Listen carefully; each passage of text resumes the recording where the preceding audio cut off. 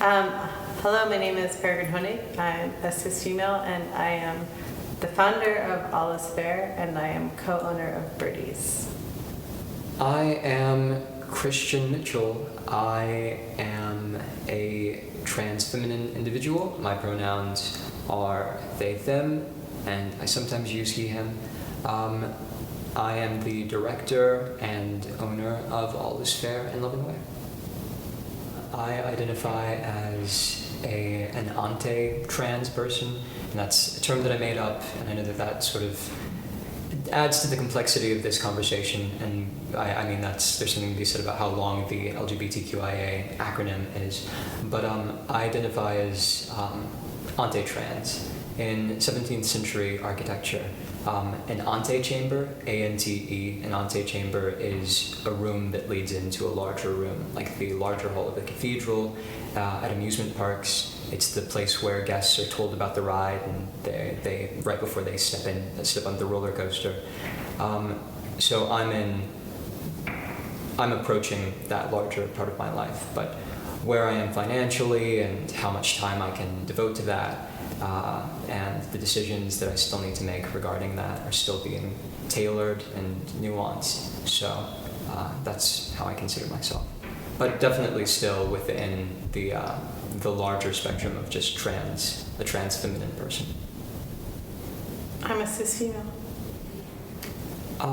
I am gynosexual, which is a term to specifically state sexual and romantic interest in the feminine, and I almost wanted to not answer this question because I felt like it was a little much, but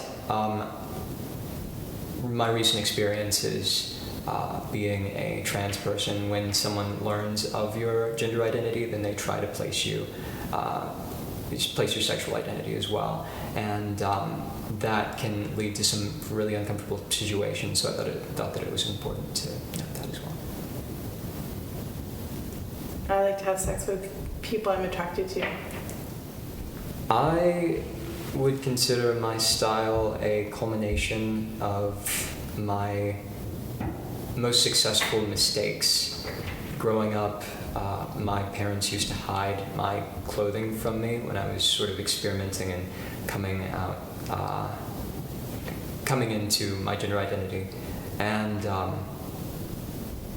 that created a lot of distance between us. But through my resistance of that and exploring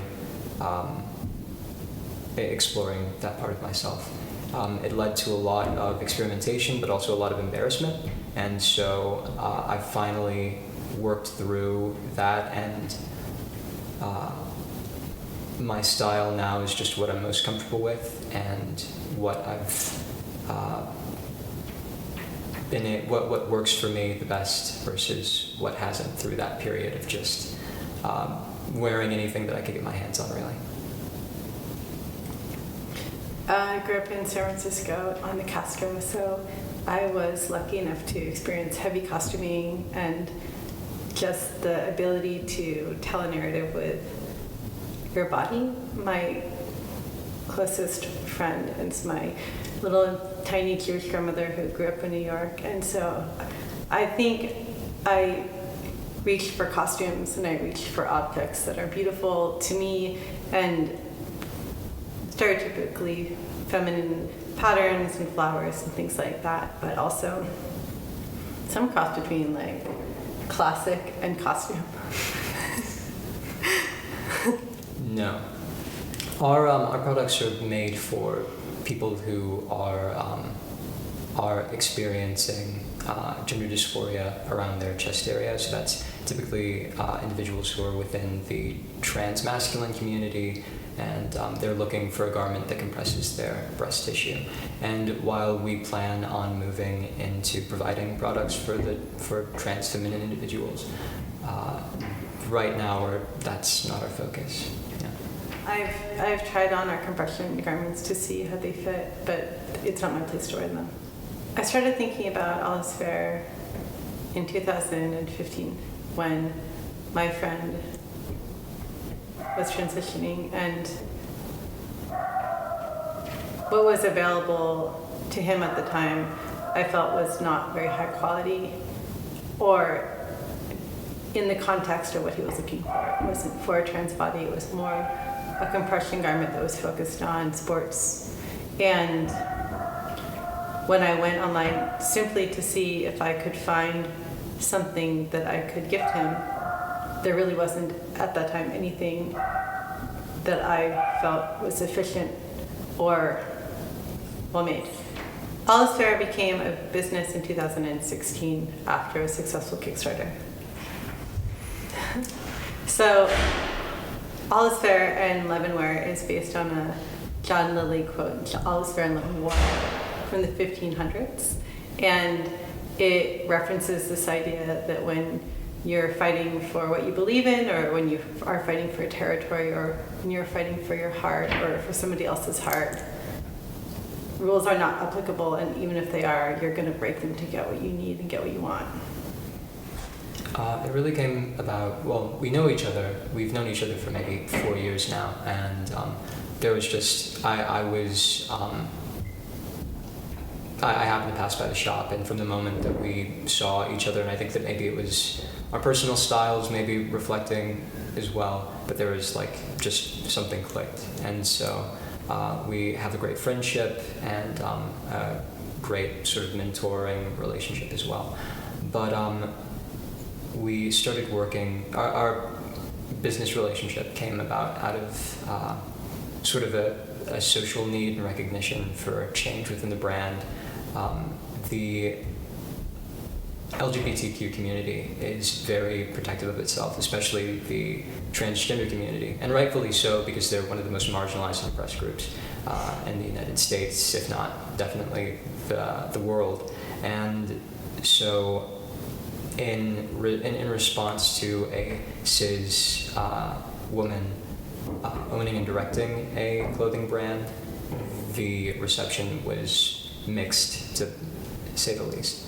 And so I recognized that, and Peregrine recognized that, and I started directing the company this January and refining our language and marketing to accommodate more of the community, because through my own experiences and knowing what that's like, and the reception of that has been less mixed. So, coming from an almost 15-year standpoint of co-owning a lingerie store, I started this company under the belief that our customer base would be trans men who are looking for a higher quality binder, better fabric, easier to get in and out of. And so I originally started ordering the way that I order sizes at Birdies, which is 2 smalls, 4 mediums, 2 larges, and an extra large, because that is the ratio of sales in general. And so because of my business, I naturally am inclined to market towards my existing customers. And when we got our early orders, when we had the early prototype, it was interesting to see that our orders were coming in small and extra small, and even our extra small was not small enough. So we started to see that the people that were ordering were the mothers of young trans men, boys. And it was a market that we had never considered, because in general, what you see and what you read about are unsupported parents. And it was kind of amazing and flooring to see that we were going to need to completely rethink who our market was. So, and so that's where, quite literally, where I stepped in when I started working with the brand in January. It was clear that we needed smaller sizing, and so we worked on a smaller size, and we needed smaller than that. And I was expecting I was expecting a demographic that was younger, and coming from the community, I was expecting a demographic that had unsupportive parents. So the fact that coming into this, we were already doing business with we were already reaching parents who were supportive of their trans kids. That was amazing because it's just a community that you don't hear about very often, even from within the community. And so that was fantastic. But our model is simply, there's an individual who is experiencing gender dysphoria or who needs to compress their chest, and they either don't have an option that is considerate of their health or their comfort or any aesthetic decision that they want to make. And we step in and we say, here's a garment that is that considers all of these things. Here is how you bind safely, and how you consider your health while doing this, and how to pace yourself. And here's the reality of the decisions that you're going to make, regardless of whether or not you bind as safely as you can, or if you ignore if you don't heed our warnings, essentially. But at the same time, if every binder brand fits differently, and so we don't see those brands as competition, it's just more options. And so we're providing an option, a different option. And so it's important for me to express that during my time with our customers as well. Like, here are some other options. If you have sensitive skin, maybe you wouldn't go to these rougher brands, but maybe try us or try someone else. And so it's less of a business model and more of just a discussion. And that plays into our marketing as well, because the community responds to we're used to being left out of a larger corporate conversation. And so I am ensuring that when they interact with us, that it's impersonal, because they're speaking with me, and I want them to know that there's someone who's experienced this and has gone through the same thing. So Birdies is a lingerie store and swim store. So it sells slips and bras and underwear. We go from a 28 AAA up into a 42H. So we really run the gambit. And we've always had trans women shopping in our store. And we've always had cross-dressers shopping at our store.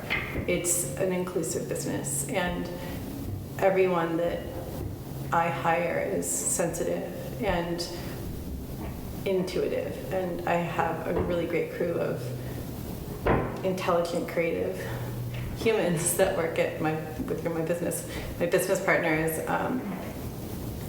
very much politically intelligent, has worked on a lot of campaigns, and I've always respected her motivation in terms of what we're doing and why we're doing it and what the store represents within the community. So, having this kind of be a branch off of something that's more conventional it's been a journey. So Birdies will be 15 in February of 2018. So Birdies started off as an installation because I'm an artist, and I didn't really know that I would be running a 15-year-old business. I had no idea. So my training has just come from hands-on experience, and things as simple as knowing when something's going to turn into a dirty phone call, like certain words that are going to be words that I teach my girls, like, I don't know why, satin. If somebody calls and asks if we have satin, the chances that it's going to turn into a dirty phone call for whatever reason are pretty much 100%. I have no idea why. There are certain words that are within certain cultures and subcultures that make it clear about what's happening. And so simple things like, welcome to Birdies. Are you shopping for yourself? Right? It gives somebody the breathing room to say yes, or no, I'm looking for a gift. And then if things still remain a little bit ambiguous, you can say, oh, is it a gift for yourself? So just allowing our customers to take care of themselves and present themselves the way that they want to present themselves, and a level of just intuition is allowing my employees to trust their instincts in both directions. If things are going to go great, roll with it. If things are getting really weird, you are in power to say whatever you need to say in order to stop that conversation or end that service, because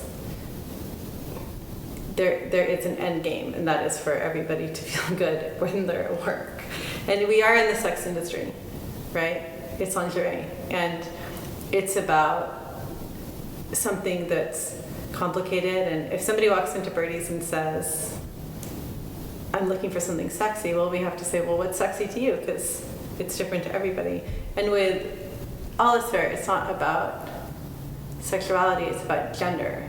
So it's just very different, and it's a completely different dictionary, and it's a different group of people, and it's a different level of need. So, that's also really important for my girls to know. All is Fair is completely produced and manufactured by its brand. It is its own thing. We have local and regional seamstresses, but in general, we're buying from existing designers, emerging and established. So our binders are $50. They were at higher at one point, but we are working with the most economically underprivileged and marginalized group in the U.S., and so paying attention to that and catering our prices, and as we move forward to address that is really important to us. So we wanted to be produced domestically. I wanted these to be made in the U.S., but even better than that, we both agreed that just being made locally would be the best option. And so, in an effort to refine our binder designs, once I was brought on, and making sure that our smaller sizes were being tailored perfectly as we moved into the smaller sizes, we started working with the premier athletic and swimwear seamstress in the Midwest, and she's been amazing in making the transition from those two fields into compression wear, because it's essentially the same materials but just a little smaller, and so that's been that's been most of the manufacturing. The switching process is just speaking with her and refining our design and understanding and going out into the community. Then I work with a couple of trans support groups whose youth have expressed interest in working with me and providing their feedback on what those designs are like. And so having that community involvement has always been something that All Is Fair has valued, but we're seeing it in this manufacturing process as well. Also, some of the bigger costs, and when we started, even with the Kickstarter, doing research about how to make these garments, the cost of the machines that make them is really high, and compression fabric is very complicated, and also health is really important. And all along the way, as we've figured out who would be the best person to make these garments, it really is it's the machinery, and especially being an emerging brand and a brand that's very specific, we are not making in bulk, so that's also been kind of a challenge. I mean, especially in terms of a small business, starting right off with an industrial serger is a pretty high threshold to reach, especially when working in compression wear, and that's typically what most brands who are making athletic wear or compression wear are using, because it provides so much space to work with your garment. And so that was a huge hurdle that we had to overcome just recently, because our seamstresses are some of the best in the business, but we have to work within our limitations, and we had to keep exploring options until we found something that we could, until we found a strong and financially approachable way of solving the problem. Yeah, exactly. Agreement. Yeah. And just, in the beginning, our earlier prototypes were made by people who had experience in post-plastic surgery garments. So that was their field. That was what they had access to, was like the body healing after major surgery. So finding a garment that did some of those things, but did some of those things, and it's definitely, it's been a challenge. Something that does what it's supposed to do. B, is healthy and breathable. C, has a level of communication to the wearer, and can be made in smaller quantities so that we don't lose our ground because we've spent all this money on garments that are not going to sell for a while.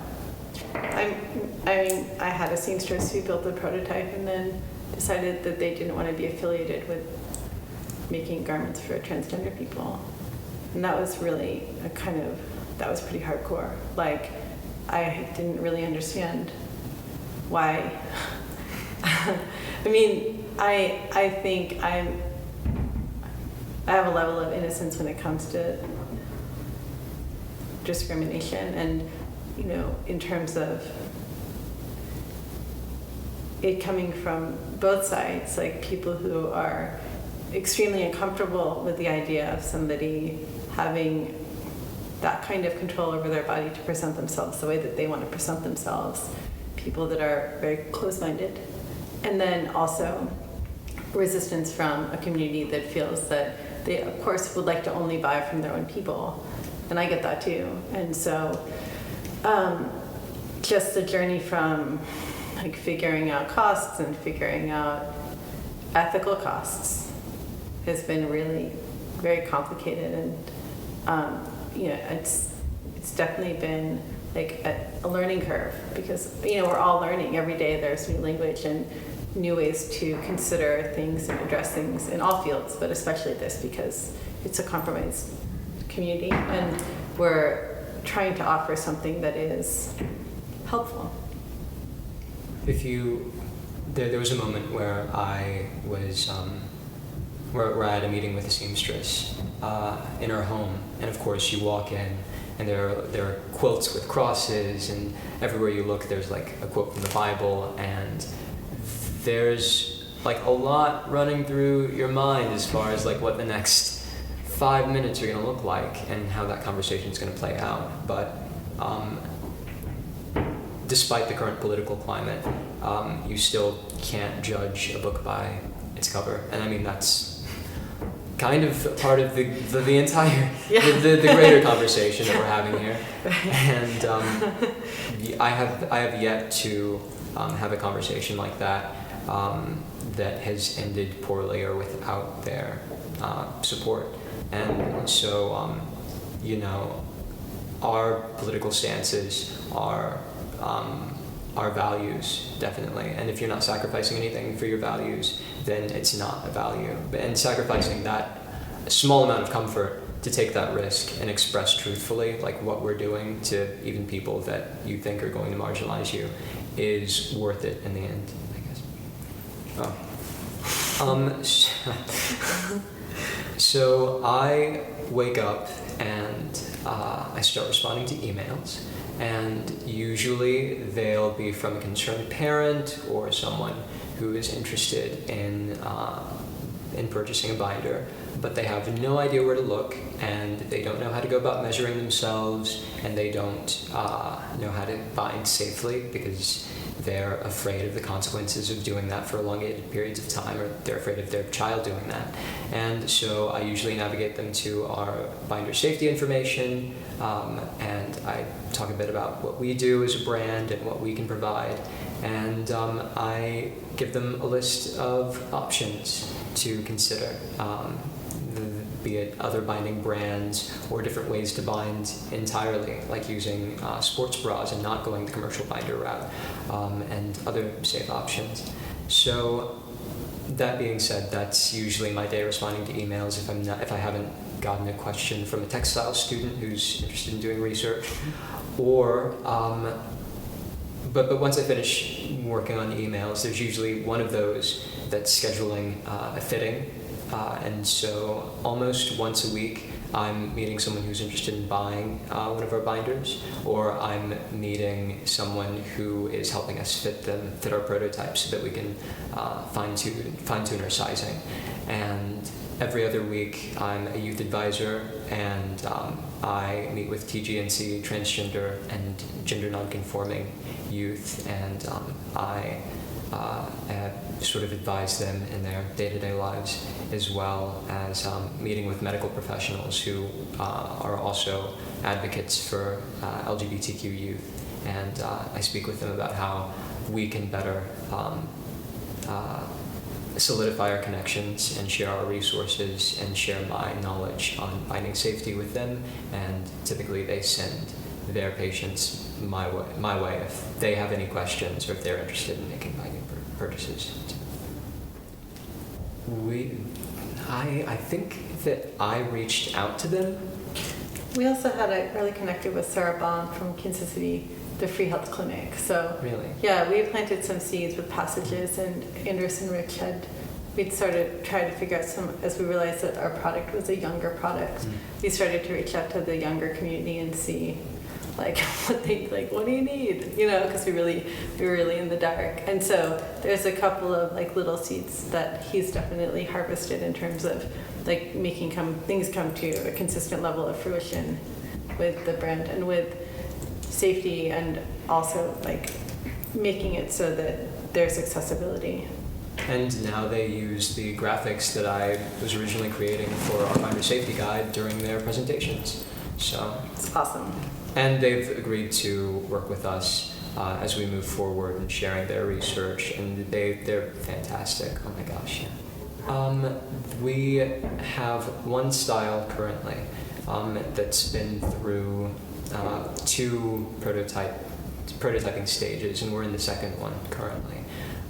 The first was a garment that was available in 4 colors: a cream color, a dark brown, a royal oceanic blue, like a dark blue, and a cranberry, and cranberry, yeah.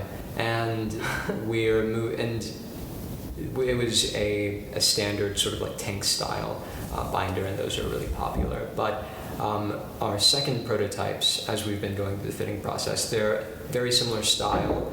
Both of our iterations have left a lot of room, because one common complaint within the community is that you can't wear V-necks while wearing a binder, and so our new prototype provides even more room for that.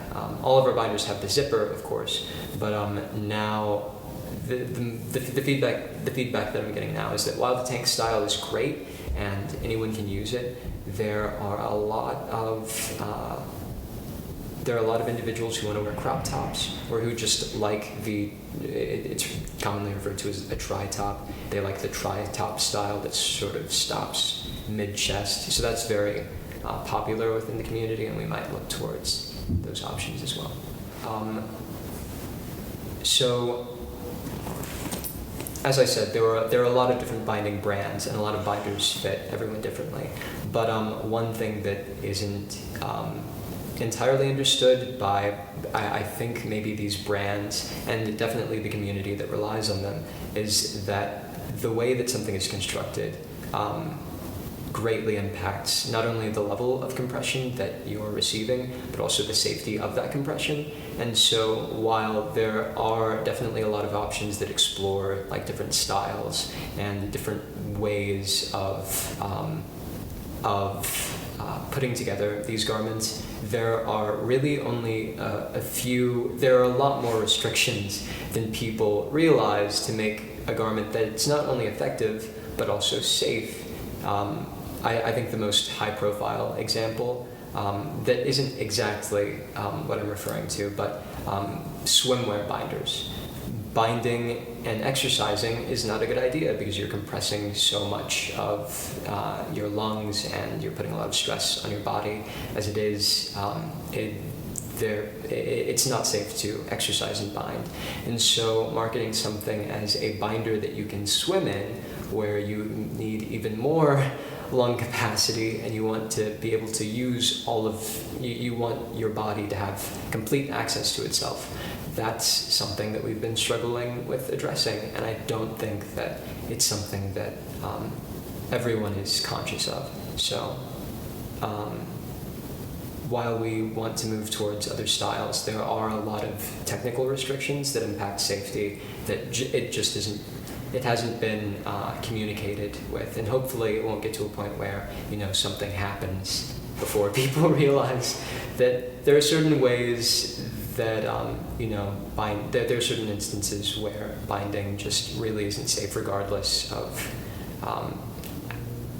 how it's being done, because of those nuances. Yeah.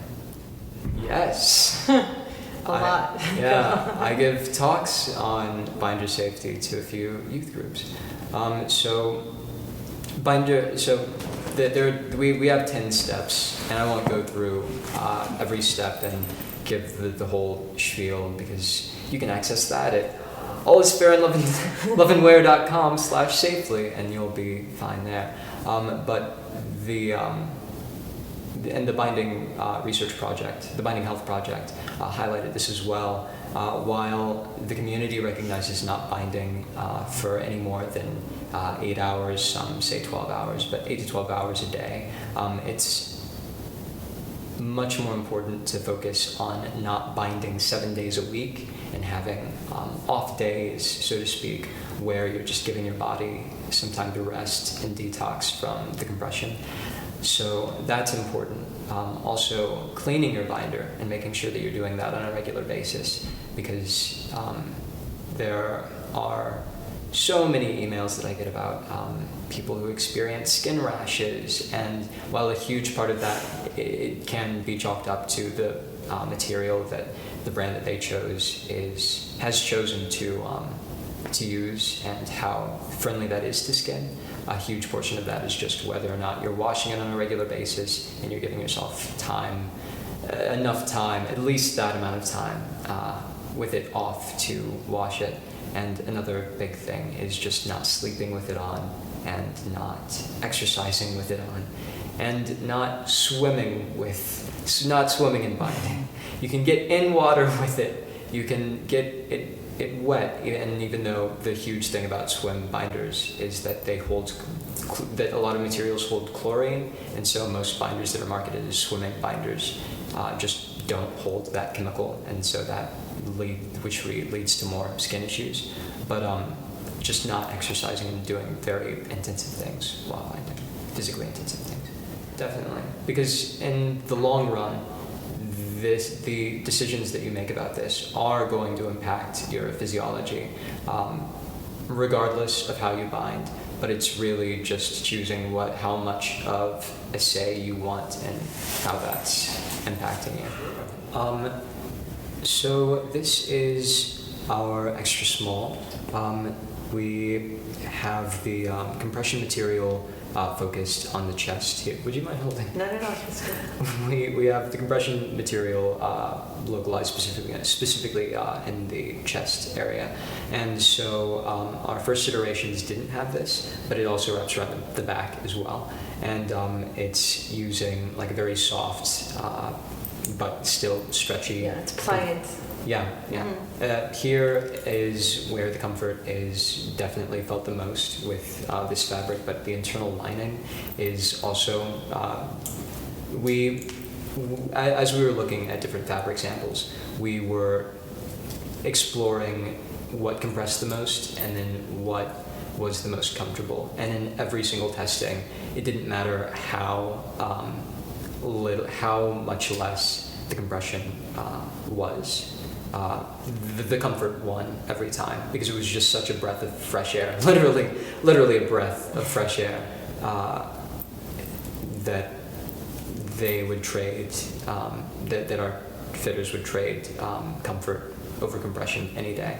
And but we have ensured that it compresses as much as possible, and we're using construction techniques that that supply an adequate amount of strength when it is put to the test. I think one of the hallmark features of our binders are the zippers that go up the sides, if I can get it, that make it a lot easier to put on and take off. And the material that we're using, so when you go and, when I've been going to these fittings, someone always tells me something new, some extremely nuanced experience that they've had that you just wouldn't know if you're not a member of specifically the transmasculine community. And so this is typically sitting at the very edges of their shoulders, and so this provides enough space to wear V-necks, but also if they want to wear a wider necked shirt, and then they can do that as well. But also the material allows for them to put it on after the shower, because there are so many brands that are using a very specific set of materials.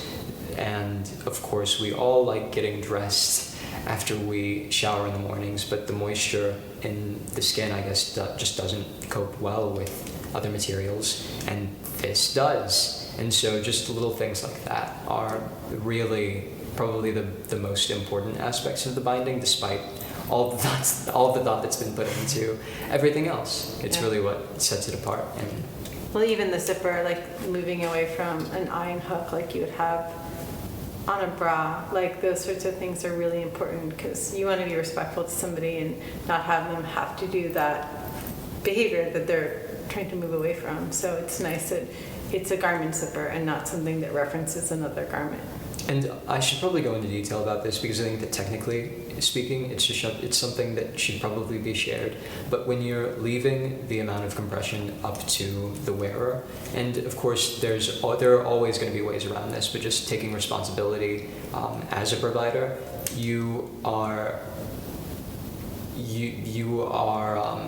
might be putting something in the hands of someone who really doesn't have any interest in their self-preservation, and that's something that we value. And so when we're moving away from things like eye hooks, or having sort of an adjustable compression amount through multiple rows of eyelets, or varying degrees of length with some sort of Velcro system, or even different zippering systems, it's important to have just standardized sizing that is standard with and sort of solid within this size, because a lot of broken ribs and a lot of negative health impacts come simply from someone having the ability to compress a lot more than their body is actually able to handle, and that ends up costing them a lot more than than was intended, of course. So. Sizing was really interesting too in the beginning, just avoiding 32, 34, 36, 38, because again, moving away from moving into neutral sizing dimensions, was difficult too, because you're still dealing with these different aspects, but you want to be respectful of the person's identity. And so that was also really we can't do numbers. Even in fitting sessions, it's a lot easier. It's so much easier to just ask, what bra size are you, and then find a binder based on that. Because there's so much information there, but that triggers a lot of individuals who have gender dysphoria. So there is despite the fact that is probably the easiest way to collect that information, starting from the very beginning and saying, what is your top chest measurement? What is your underbust measurement? What are all these measurements? And it neutralizes that conversation and makes it a lot easier. Mm-hmm. I would. Do you want to? I guess success is kind of how would you qualify success? I mean, I believe All Is Fair is successful in the sense that we're still here, right? And that it's such an interesting object and brand to navigate, that having the ability to find the person that should move forward with the brand, and having, I don't know what word it is, but just intuitively knowing that it needed to have a new person to take care of it, to make it become what it needed to become, was very important. And that I think it's successful in the sense that it's reaching the community that it needs to reach, and in a really healthy and positive way.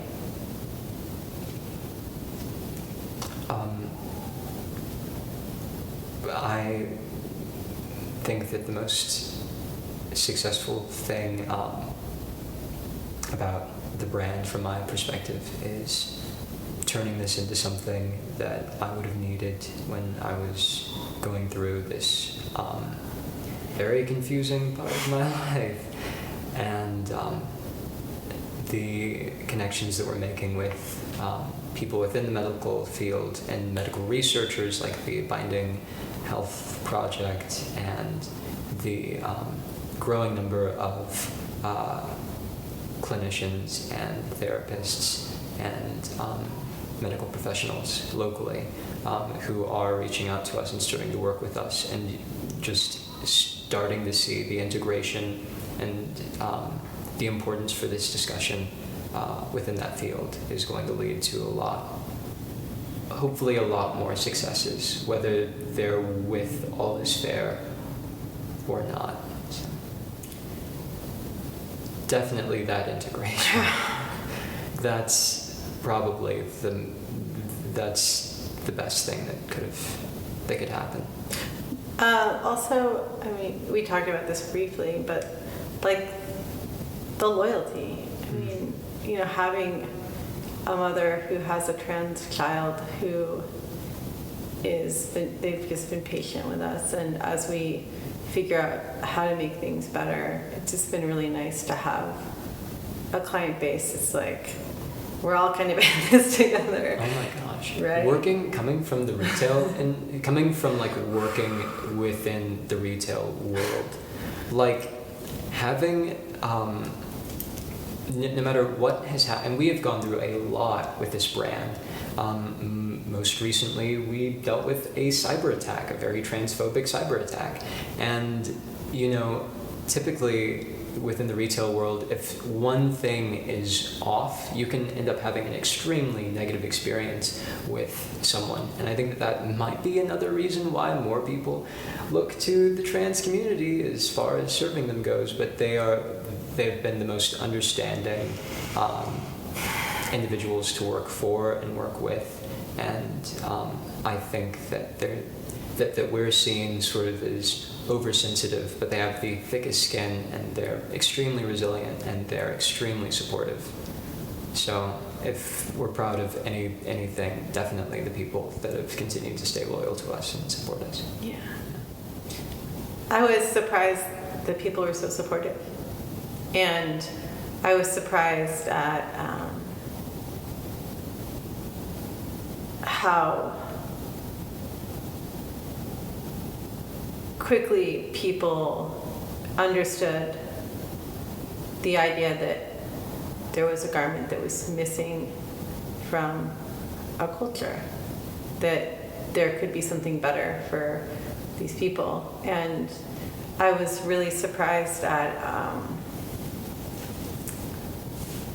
who came forward, and like City Gym came forward, and they have a really great program for trans men who want to become more like stereotypically masculine in their silhouette. And I was surprised at how important it was. It was a surprise. And then I became very much aware of what was going on, because I was now connected to this brand that was to serve this community. And I am an artist, not an activist. And so I made a bathroom sign, and it said, "We don't care." And I made it for my own business, and it was ADA compliant, and it was a half masculine logo and a half feminine logo in the bathroom signs, and they were put together. And I called my friend who made signage for me, and I said, I really kind of need this quickly, right? And he sent it to me. I put it on Facebook, and everybody wanted one. And 21C in North Carolina said, we want 10 by Friday. We're putting our bathrooms up. We want to protest this bill. This is ridiculous. And so we made the sign. I sent it to North Carolina. Getty Images photographed it, and it became the icon of this movement to allow people to go to the bathroom based on what they believe their gender to be across the board. And so I made 100 of them, and that strange moment in time afforded some of the prototypes and fabric that we needed in order to move forward with the brand. And initially, we had a space for about a year, and it was very neutral. It felt like a swimming pool. It had a locker room feel to it. It was really lovely, and we were able to bring in different people to try things on, and we were allowed different designers to experiment with fabric, and quickly realized that we didn't need a brick and mortar space. And once we got the initial fittings figured out, but I mean, everything, to be honest, everything's been a surprise. Everything. Ashley Van Dyke is a trans man designer, and he originally copyrighted that image, the man and the woman. And so he contacted me, and I said, oh, well, I have the bathroom sign trademark, but I don't have that image. And he was like, okay, well, if anything ever comes up that it just gets used, like, will you give me credit? And I was like, of course. And so it was great because out of the blue, Twitter called me, and they're like, we love these bathroom signs, but we're looking just for the person that owns that icon. And I was like, oh, I got it. I know the person. And so Ashley was able to syndicate all over the subways of New York this idea of like what was being tweeted about in America right then and there. So that felt really great. And we have a nice kind of dialogue back and forth based on our accidental collaboration. So, it was like, what are the chances that Twitter would contact me to find out where half of my signage came from? But yeah, the sign's gone all over the world. It's in government buildings all over the world, and it's also been copied, and I don't care about that either. Like, the more people that are being inclusive, and it is glib, and it is about like, it's your right to do what you want to, and sometimes it takes a little bit of humor in order for things to syndicate and get noticed. Yeah, so 2015 was when the bill, HB2 started to get tossed around, and it just seemed for us so ridiculous. It's like, this is ridiculous. Like, who cares where you go to the bathroom? Literally, who cares? Birdies doesn't care. We don't care. Go to the bathroom. And so, and it did start a trend in people making bathroom signs that were in, covert protest of this idea, and, policing people's genitals. I mean, based on their birth certificate or how they dress, just seemed. It's extremely problematic. It's the seed to horrible situations and brutality. So the sign of like, we don't care was, it's very much a sign about caring. Like, in not caring, I cared. So yeah, so that, that sign helped, we gave a percentage to the free health clinic, and then the rest of it we were able to use to get those next prototypes. And they how much are prototypes, like it's like $70 an hour, like when you're working with a professional. I don't think people know that it takes a village, man. It just takes a village. It takes a village to make a garment. And so when you think about something that costs 2 for $20, you're like, someone's gone blind. And just teaching people to purchase garments ethically is we got a long road ahead of us where, we are filling landfalls with disposable clothes, disposable everything. The initial struggle is that I'm not transgender, and I've never pretended to identify as anything other than what I am. And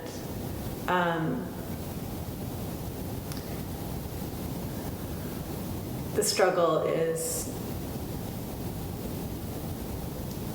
how to make something that is both high quality and affordable.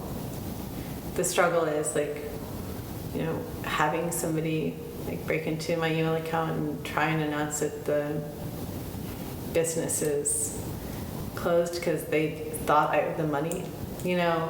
Just like any business, it's criminal behavior, threats from both sides. It's heavy, and not stepping down has been really important. And also in not stepping down, learning, knowing what I could have done better, knowing what I can do better in the future. And those things are applicable to everything in life. How can you love somebody better? How can you make a better meal? How can you, lace your shoes better? Everything in life is about doing something better than the time that you did it before. It's just better as it's non-quantifiable, it's non-qualifiable, right? So everybody has a different opinion of how you should do something. So those are the difficulties. And I'd say that my struggle, funnily enough, is being transgender, and there's always a point whenever I get in front of youth groups and I start speaking where I'm just trying to hold back tears because I'm oh, this is this is for, I promise I'm not crazy or anything, don't worry about it, I'm fine. And it's knowing that I've gotten to the point where I've been harassed so much that I was walking on a busy street on a Friday night. Just 3 days before that, I was telling someone, I don't think that I'm discriminated against, as much. I don't think that I really see that. And then three nights later, someone had yelled something, yelled an obscenity at me as they were passing by. And it took me 5 minutes to realize it. And it was just holy shit. This happens. I'm just so used to it that I've been conditioned to just sort of let it pass straight through me. And the biggest struggle is confronting that and having that conversation with our models and having that conversation with our youth and saying, if you want to represent this brand, this is going to be on the internet, and you're going to be putting yourself out in a place where not everyone has the views that we have here, and not everyone that's going to this site is going to approach it in the correct light. And so the biggest struggle is not only confronting my own discrimination, but confronting the fact that I'm making it easier, but I'm not making it any easier. Yeah. Also, just it's being in a business with somebody where you're constantly learning and trying to figure out the most fair way to navigate. And it's where do I step in and where do I step out it's a constant dance. And it takes a level of sensitivity when when you have information based on hands-on experience, but it's just not your place to provide that information because even though it is applicable, it isn't applicable. And so it's stepping back and stepping back and stepping back. And of course, your pride comes into place, right? Because everything that you've learned in your life informs everything else that you do in your life. And so when it comes to something that you founded and something that you believe in, and you have to step away from it, because in order for it to grow, you have to really step back. It takes a lot of energy, because when you want something to succeed, you naturally step forward, but then sometimes you have to step back in order for it to work. Yeah. I mean, that's so crazy. It's like, God, it's like too bad we don't have something that just falls apart, because then I would understand. But from the beginning, we've been told it's so much better.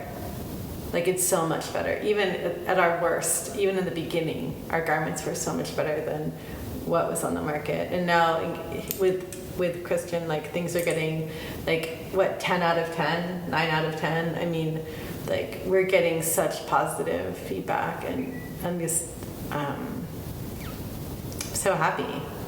I'm so happy. I'm so proud that we have something that is doing its job and being so well received, not just by the person who's in charge of it, but also fits their bodies, fits their needs. Maybe there's something to be said about, the negative feedback that we've received from most people outside of the community are outside of the community. And so when we receive that, it's usually in the form of like a direct attack, because they don't support what we're doing because they're outside of the community.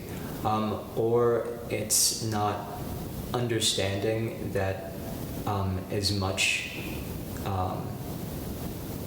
as out of place as it would be for them to step in and say, I agree with what you're doing here, and I really like the way that these binders fit, is like, outside of the context of their lives. Stepping in and saying the same thing is still sort of doesn't really make sense and isn't congruent with what we're doing. I can't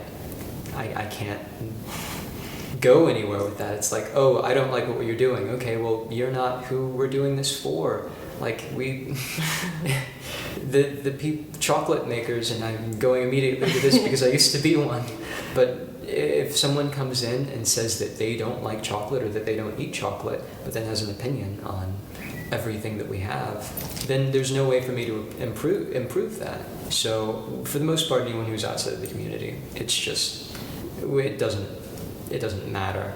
Yeah. But as far as the feedback that we've gotten from inside the community, if it's not related to how a garment is fitting and something that we can fix immediately by going back to our patterns, or going back to our seamstresses and saying that this needs to change, or just looking at our sizing.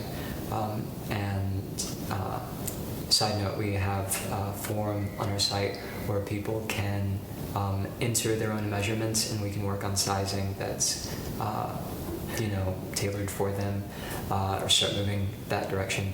So if it's not something like that, it usually is something that's related to the fact that this was founded by a cisgendered person. Doesn't help that that person is white, but primarily the focus is and usually should be centered around that it was founded by a cisgendered person. And so explaining the recent transition of ownership and of direction is something that is usually brought up in those conversations, but also understanding, like, hey, yeah, we understand why that was seen as an issue.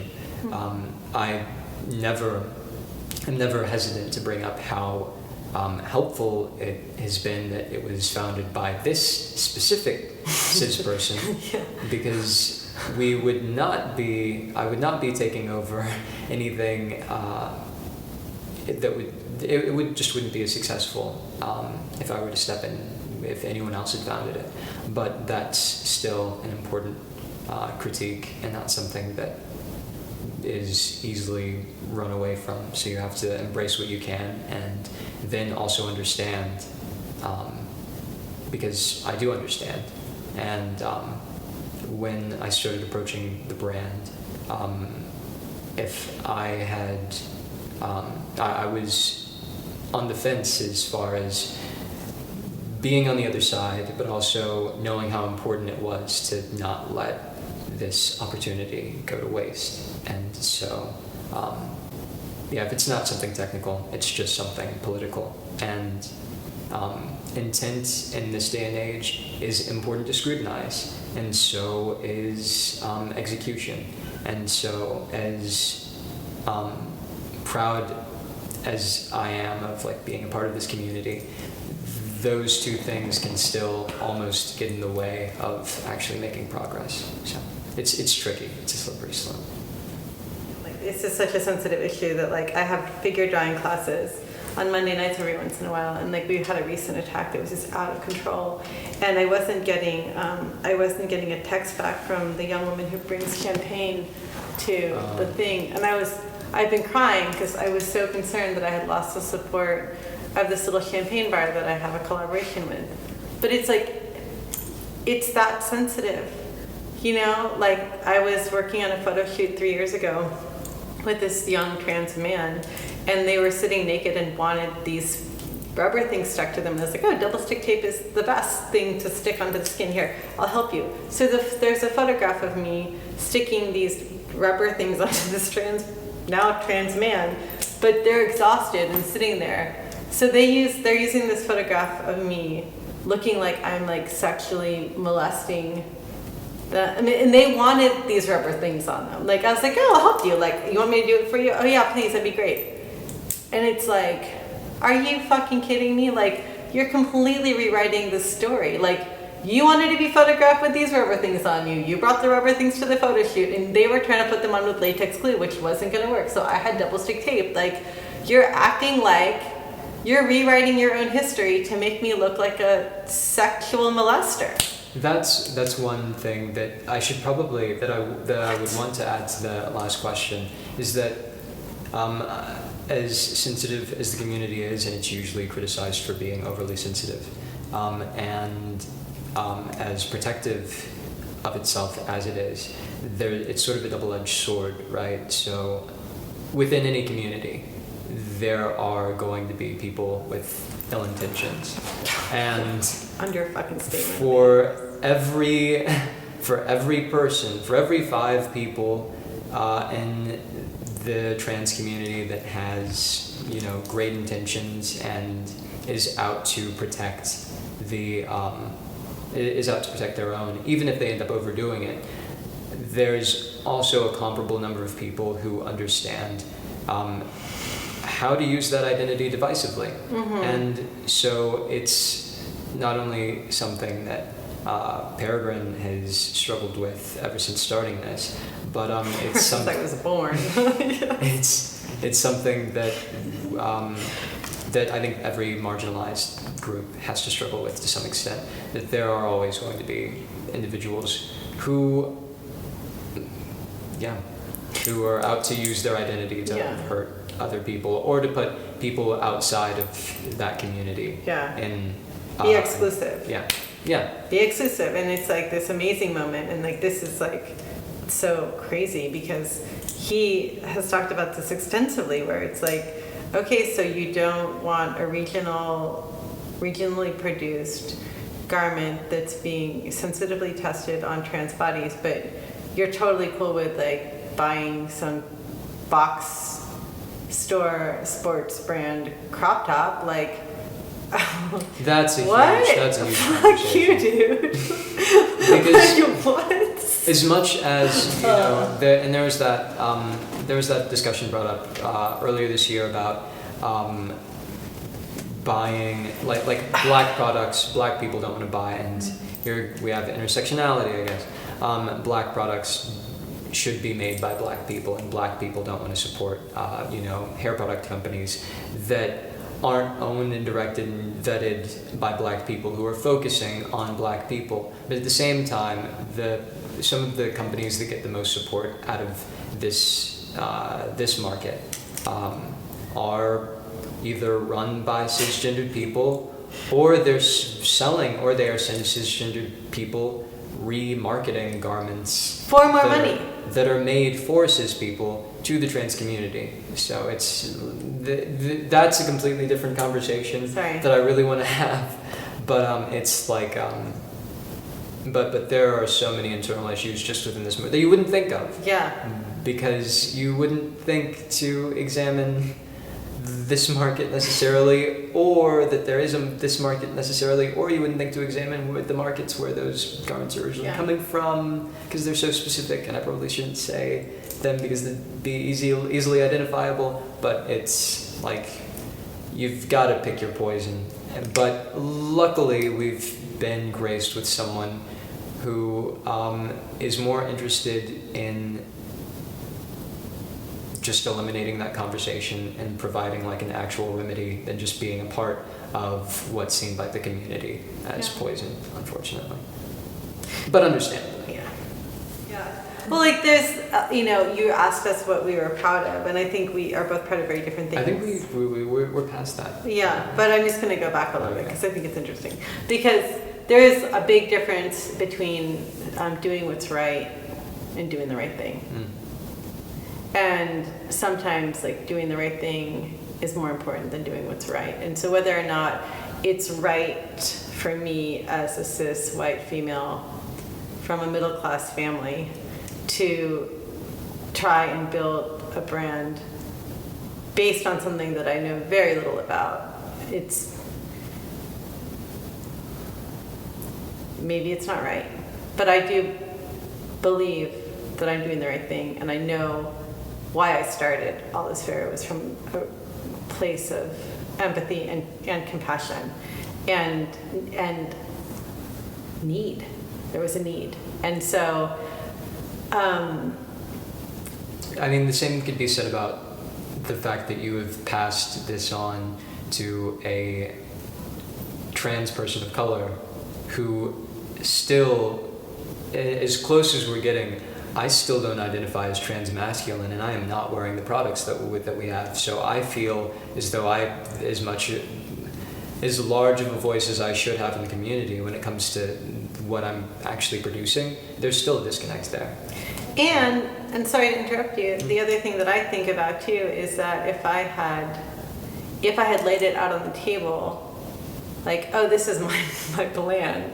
This is my plan of attack. It's like, I'm going to start this brand and then I'm going to gift it to the person that makes a better figurehead for this brand. I mean, like, I can't think of a more manipulative or horrible thing if that was how it happened. Like, but I can't understand like how people would see me that way because it's so far from who I am, and it just seemed like a natural decision, not like a plan. So it wasn't like I went out into the universe or into my city looking for like, hey, who's trans and wants this business? Because I don't want to deal with it anymore. Like, it's a no-win. Like if I keep it, I lose. If I gift it, I lose.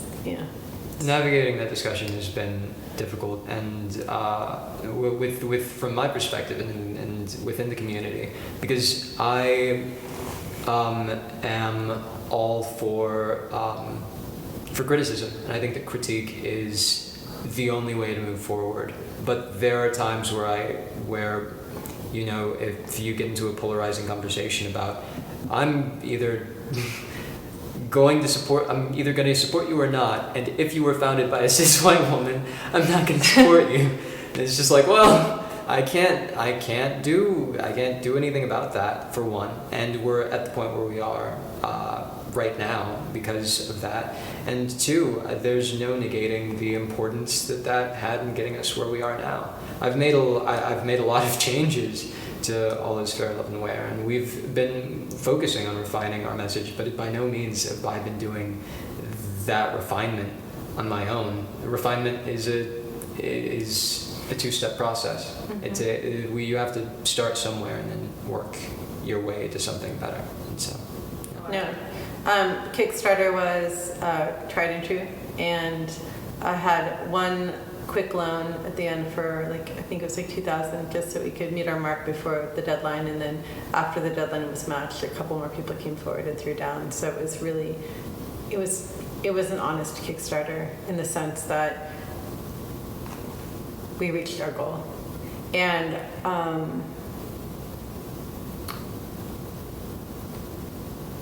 it was, I think people realize when they start a Kickstarter how stressful it is, or how the post-production of like sending out things and sending out shirts and sending out thank yous. It's a lot of work. I mean, you have to hire a lot of people to fulfill those orders and fulfill those things.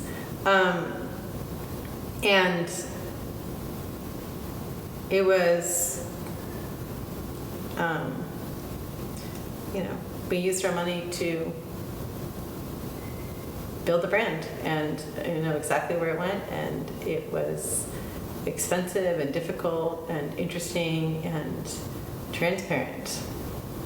What Christian is sort of saying about like starting from a point, like having a business for 15 years, like it's amazing how many hats you have to wear. You have to market your business, you have to remember your customers, you have to pay attention to your employees and their emotional and fiscal needs, and it's a real balancing act, and especially with something as sensitive as lingerie, which deals with emotional things and sexuality and changing bodies and sexual presentation. A lot of the information that I have had to offer also is years of seeing bodies. Like I've been looking at bodies for a really long time, and as an artist, my work is figurative, so it's a culmination of all this visual information, and I think the process of it, and reaching out to different people in the community and offering up the space for meetings and offering up the space for shows and offering up the space as a space to talk about gender identity was really great because I learned a lot, and it was a safe space for a year. The brick and mortar we found a really low rent space that was kind of private but accessible, and the brand wouldn't exist without our little swimming pool with like lockers and it felt like a swimming pool. It was really beautiful, and we were able to photograph people and invite people in to see the progress of the brand, and it was great. And so I'm really glad that we had a brick and mortar for a while so that we could sort of have our feet on the ground somewhere that only use was for that purpose. So what you said earlier about wearing different hats and owning a lingerie shop for 15 years, and how that influences your perception of this. And it really, you got us to the point right before I started working with you in October, and right before I started really absorbing and taking the helm this year in January. I have to wear a ton of different hats for All Is Fair, because I am the director of All Is Fair, but I also manage all of our digital assets, and I do our marketing, and I do a bit of our product design and research, and so wearing different hats is of course important. But when you're dealing with a small business, and it's something that I'm learning how many facets there are to running a small business, and just as there's a lot to consider in a lingerie shop as far as what you're considering, and being aware that is being aware of the discussion that you have in those spaces. The fact that currently every facet of our business is going through and being looked over by a member of the community, and is getting that touch. It's been so important to ensuring that we're reaching who we want to reach, and that all the language is up to date. And the language is something that's constantly being changed. At first, we were calling our bathroom signs gender neutral. We're still calling our bathroom signs gender neutral, but all gender is the new term. Mm-hmm. So we've got that's been important. Wearing all of those hats lends itself to being able to provide those nuances where they need to be, and knowing when to spot them and say something about them. As we've stated earlier, we started, we were surprised to provide business, to do business with the supportive parents of young trans boys. And I attribute that, a lot of that, and we both attributed that to Peregrine innately having a feminine hand. And on top of that, when Peregrine had the space, and when she was directing, and even just within our marketing, this was focused on acceptance. It was focused on acceptance in such a broad scope that it was almost unaccepting. Because one thing about working with the trans community, especially in terms of binding, when you're dealing with binding, is that for every one person who doesn't want to have to wear clothing on top of their binder, and who wants but 4 different binders in 4 different colors, and wants to be able to wear that out in public and not be hindered by any external perception, there are 2 other people who are just struggling with the fact that they have to bind in the first place, and that need that concealment and need their privacy to be considered, and need this to be something that's understated and still considering everything else that it is. And then there's one person who is just struggling with the fact that they are identifying this way at all, and binding isn't anything that they consider. It's just something primitive, and that's where we start seeing individuals who go through extreme measures to remedy this both mental and physical issue that they're experiencing, and that no one is helping them through. So our customer base is our customer base is comprised of the mothers, the supportive mothers of trans boys, and grandmothers of trans boys, and those members of the community who want something that they can wear out, and who want to consider their how their binding plays into their external appearance, but specifically their style and their fashion, and displaying that and being proud of that. But those people are not any more valuable to us than the individuals that do not have, in a lot of cases, the luxury of doing that, and who live in much more hostile environments, and the people who just choose to not want to display that part of themselves, who would much rather be seen as someone who is masculine and not trans masculine. And so we have to be aware of all of those different groups, and that we're communicating, give or take, the same thing to all of those groups. And it's a balancing act. Instagram. Instagram is a huge market. Yeah. Facebook has been really helpful too. So social media is word of mouth. Word of mouth. Yeah. Also, young trans men to other young trans men. And most and to my well, of course, we were speaking earlier about the being integrated with the medical professional community, and there are a lot of great local professionals and practitioners who are interested in our brand and our product and the care that we put into that.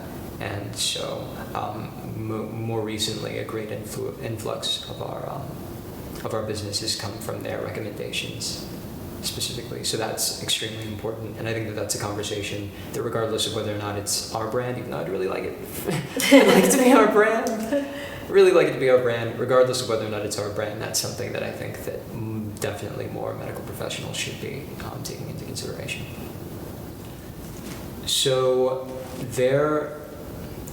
as there are varying degrees of individuals who are there are individuals who have varying degrees of how comfortable they are with presenting to the world that they bind, understandably so.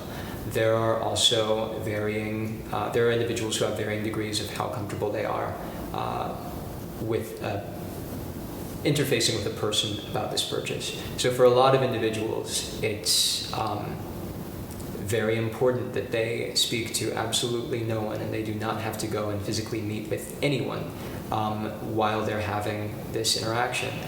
But it's also very important for those people that within minutes of them having a question about how our sizing guide works, even though I've made it maybe too thorough, it's very long, that they get a response quickly, and that they understand that the person that they're talking to can relate to them, and that they know what they're talking about, and that they don't feel like they're being sold to. And so all of our digital interfacing is extremely impersonal, to where, like, if you sign up for one of our emails, I think that there's like a rap that goes along with that, just so that no one is taking anything too seriously. Because that moment where you're exploring this for the first time, and you're hurrying as quickly as you can through the internet trying to find a remedy that exists, and you come across that's a very tense moment. I'd argue that it's even more tense than when someone is sitting and meeting with me for a fitting, because you're looking over your shoulder and you're making sure, you're thinking, oh, no one's going to search my browsing history, no one's going to do that. I really hope that my internet provider doesn't, give access to my parents, of our internet history, despite the fact that I'm on private browsing or anything like that.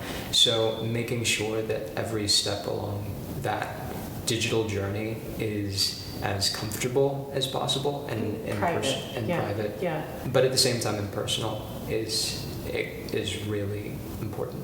And so we have that threshold. I'm going too far out. So we have that level, and then there's, okay, you want to schedule a meeting with me, you're only in town for a couple of days, when are you free? And I'll be there to walk you through measuring yourself, or I'll measure yourself if you're comfortable with that. And but surprisingly, we have yet to have someone who is we've maybe had one person come in alone.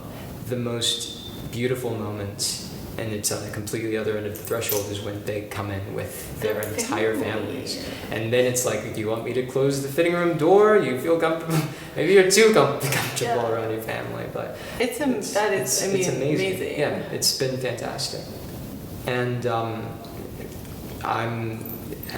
we have customers who I continue to have relationships with past that point, and we speak about how they're doing, or when we're coming to have another fitting because we finally have a size ready for them, or they just call out of the blue. Yeah, and you can thank us. I mean, like it's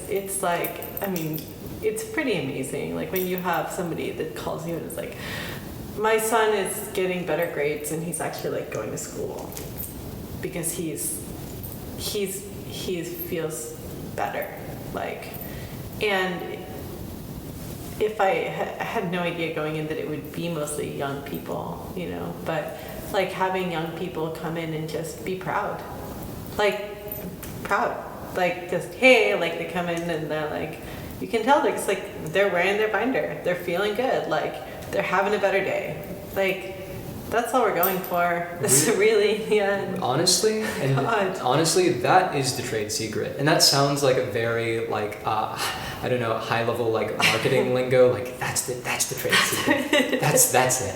But seriously, the best part about this is after the fact realizing how important this is. But the scariest, the most terrifying thing to me about the brand and doing our work and having these interactions is knowing that we're probably not the only ones who understand how important this is, and it's really only a matter of time before someone with ill intentions takes advantage of how important this is. Yeah. And so my goal is to make as much progress and as fast as we can in the development of this in the market, and so that we can create a standard of quality for our products, a standard of care for our customers, because it's only a matter of time before there are more options,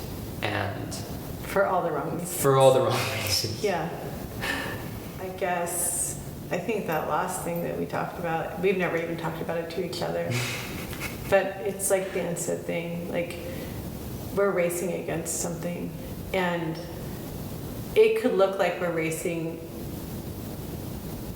towards money or towards exploitation or... I'm sorry, I want you to finish that thought, but I want to say explicitly, as the black trans person in front of the camera, Yeah. that we really are racing towards money. Money isn't a goal. Money isn't a dream. If your dream is to make a lot of money, then you don't have a dream, because money isn't a rule. It is a rule. If you're not making money, then there's no way for this to sustain itself. But that isn't our goal. But if we aren't conscious of that, then those other options that crop up are going to, that's when you start to... Then they win. I mean, that's Yeah. the thing, is that money is power, because money is time, and we are so vulnerable to time with this idea and with this product. And it is, you're right, like as soon as we start to be able to sell more product to more people, prices can be lowered and we can hire more people. And it's to say that we don't want to be successful is to say that we want to ruin the brand. Like, we need it. And I know that this question was originally posited toward like what we want to clarify about our past, but I think the most important thing for us right now is our future. Our future. Yeah. Because if we just sit and think, don't say it, like very successful athletic brand, any one of them, if any one of them started making a binder and just that, just having that brand associated with it alone, we wouldn't breathe. Yeah. We would lose the air in Yeah. our lungs. And maybe it's not true. Like maybe, I mean, like we talk about this idea of people buy their products from different people and from different places. We don't buy all of our socks and our shirts and our hats and our jackets from one brand. Like some people do, but in general, that's not how people buy clothing. The way that people buy this, though, is completely different. It's so different. The majority of them do not care, either do not care about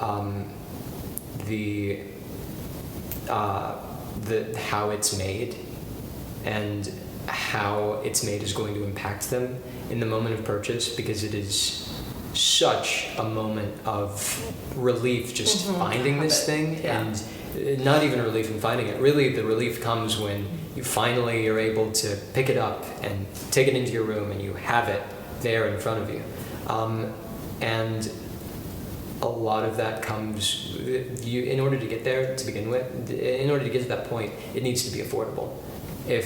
Despite the fact that these are, that our products are on the higher end of the spectrum as far as price point is concerned, not the very highest, but definitely somewhere within the higher registers, that cuts off a lot of our business as it is, and that's a sacrifice that we have to make in order to continue sustaining ourselves. But if anyone with a little more capital behind them decides to even make something better, but at a lesser price, then that's still a compromise. But what we're seeing is that no one has done that yet. Yeah, and they've tried. I mean, we've seen it, and it's they don't have the information. Knock on leather. I don't know, whatever. Sorry. No, and or they don't, or they might they don't even care. They have the it's generating revenue. It's huge. Yeah. Yeah. So they don't even need the information, or if they have the information, there are individuals binding with ace bandages. Yeah, and duct tape. And as soon as Yeah. as soon as another generation of economically underprivileged youth realize that they can band with ace bandages and duct tape, Schwinn sales are going to go up, Schwinn duct tape sales are going to go up, and ace bandage sales are going to go up, because who else is buying duct tape for every single day of their life? And ace bandages until the bandages snap or until their ribs break, until they can afford to purchase a binder. So it's right. Money isn't a rule, but it's foolish to think that it has absolutely nothing to do with. And of course,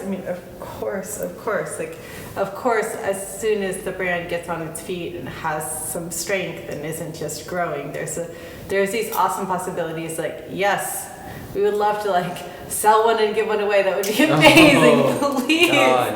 I mean, that would be amazing. I cannot even, if that is what a goal. I think about that every day. And for every binder. We haven't even talked. There are some things, it's we know. As soon as we get to a point where it's buy one, give one. Of course. It's worked out in our financial planning. I have the moment planned out where we become self-sufficient and we start feeding the money that we're making directly into our production, so that we are funding ourselves and we don't have to rely on our customers to ensure that we continue existing. But even the things that we can plan are still just based on what happens within the next 6 year, months. 6 months. Yeah.